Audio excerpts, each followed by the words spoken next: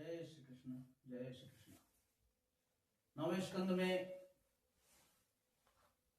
चंद्रवंश की कथा सुनाते सुनाते भगवान सुखदेव जी परिचित करते हैं कि अब मैं तुम्हें कौरव वंश का कुछ बड़ा सुनाता हूं।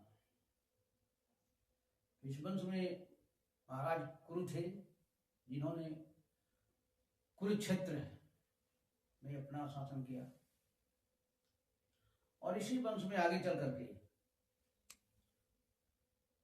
एक प्रतीप नाम के राजा हुए। तो उनके 3 पुत्र हुए, देवापि, शंतनु और वैरिक। तो देवापि बचपन में ही उसके अंदर योग करने का, साधना करने का मन आया, वो वन में चले गए। अब इसके बाद शंतनु राज्य गद्दी पर बैठे। शंतनु का पूर्व जन्म का नाम था महाभीष्म, और इनके अंदर एक बहुत बड़ी क्षमता थी कि जिस भी बुढ़े व्यक्ति को अपने हाथ से छू देते वो तुरंत जो है जवान हो जाता, और इस प्रकार वो परम शांति को पाया था। इसलिए इनका नाम जो है शंतनु पड़ा। शंतनु ने गंगा जी से विवाह किया। तो गंगा जी से विवाह किया तो उनके गंगा जी के गर्भ से भीष्म पैदा हुए। भीष्म का बचपन का नाम तो देवव्रत था। भीष्म भगवान के बहुत प्यारे भक्त थे, और दुनिया में जितने सारे वीर योद्धा हैं उनके एकदम अगुआ थे। वो ज्ञान भी था। अब इसके बाद एक जो क्योटो के राजा थे,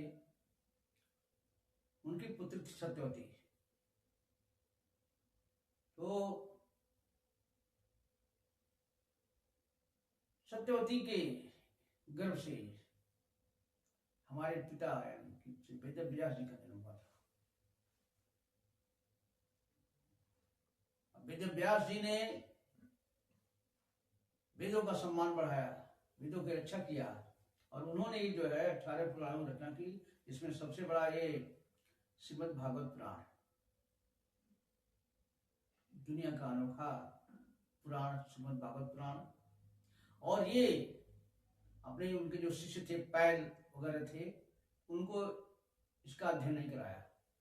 हमको उसका उचित पात्र मान करके, क्योंकि मैं शांत स्वभाव वाला था, मेरे अंदर उस तरह का गुण देख करके उन्होंने मुझको ही इस श्रीमद् भागवत की कथा जो है अध्ययन कराया गया है। अब इसके बाद से राजा शंतनु उसी दशराज की कन्या सत्यवती से विवाह कर ली, और उनके 2 पुत्र हुए, चित्रांगद और विचित्रवीर्य। तो चित्रांगद को तो चित्रांगद नाम के ही एक गंधर्व ने मार डाला। अब राजा शंतनु की जब सत्यवती से अनुराग हो गया, एकदम विचित्र रहा करते थे, तो ये समझ गए देवव्रत क्या बात है। गए और वहां पर विवाह न करने की प्रतिज्ञा करके सत्यवती को लाए थे। तो इसके बाद क्योंकि विवाह उनको नहीं करना था, तो काशीराज की 2 कन्याएं थी, अंबा और अंबालिका, उनको स्वयंवर में हरण करके लेते चले आए। तो उन दोनों कन्याओं ने तो कहा कि आप हमसे शादी करिए, लेकिन चूंकि वचनबद्ध हो गए थे तो शादी तो नहीं किए, और ये अपने भाइयों को दे दिए, विचित्रवीर्य को। अब विचित्रवीर्य अपनी दोनों पत्नियों में इतना आसक्त हो गया कि बाद में उनको राजक्षमा नामक रोग हो गया, और वो मृत्यु को प्राप्त हो गए। अब बाद में माता सत्यवती ने श्री वेदव्यास जी को आज्ञा दी। अब उनकी आज्ञा से दोनों अंबा और अंबालिका से अपना संपर्क करके उनके ये धृतराष्ट्र और पांडु दो पुत्र पैदा हुए। धृतराष्ट्र की पत्नी का नाम था गांधारी और पांडु की पत्नी का नाम था कुंती। अब चूंकि पांडु को श्राप मिला हुआ था, इसलिए वे स्त्री से संपर्क नहीं कर सकते थे। इस कारण से विवाह हो जाने के बाद भी ये धर्म, वायु और इंद्र के द्वारा उनके 3 पुत्र पैदा हुए। धर्म से युधिष्ठिर, वायु से भीमसेन और ये इंद्र से अर्जुन पैदा हुए। और पांडु की जो दूसरी पत्नी थी माद्री, उससे 2 पुत्र हुए, नकुल और सहदेव। अब बाद में ये जो इन पांडवों की 5 पत्नियां थी, पांडवों की एक पत्नी तो वही थी द्रौपदी, तो द्रौपदी के घर से जो है 5 पुत्र पैदा हुए और उनके नाम क्या थे? ये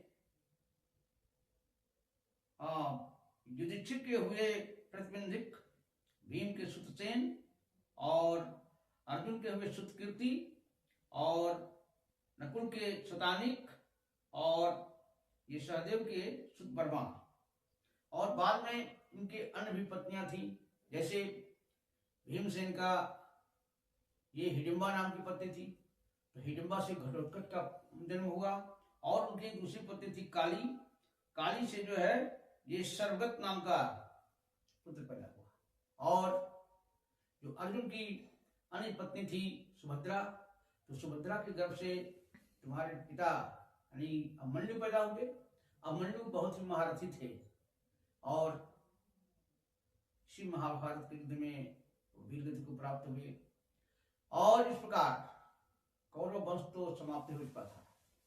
तुम उनकी पत्नी उत्तरा के पुत्र, तुमको तो अश्वत्थामा ने अपनी ज्वाला से जो चलाया था महाब्रह्मास्त्र, उसे तुमको जला ही दिया था।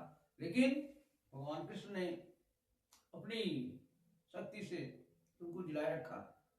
और इसके बाद अब मैं क्या कहूं, आपके ये 4 पुत्र महाराज, ये तो आपके आगे ही बैठे हैं। ये हैं ये जनमेजय, सुतसेन, भीमसेन और उग्रसेन। अब ये जब आपकी मृत्यु हो जाएगी तक्षक सांप के काटने से, तब जनमेजय को बहुत क्रोध होगा और वो एक ऋषि बुला करके सर्प यज्ञ करेगा। सर्प यज्ञ में दुनिया भर के सारे सांप जो जलते हुए आएंगे, मर जाएंगे। उसके बाद लोग समझाएंगे उनको, जनमेजय मानेंगे और वो बहुत सारा अश्वमेध यज्ञ करेंगे। इस प्रकार वो परमात्मा को प्राप्त करेंगे और आगे चल करके कौरव का वंश जो है, जो अन्य थे, 1000 वर्षों में जो है समाप्त हो जाएगा। पुनः अगली कथा अगली वीडियो में। जय श्री कृष्ण, जय श्री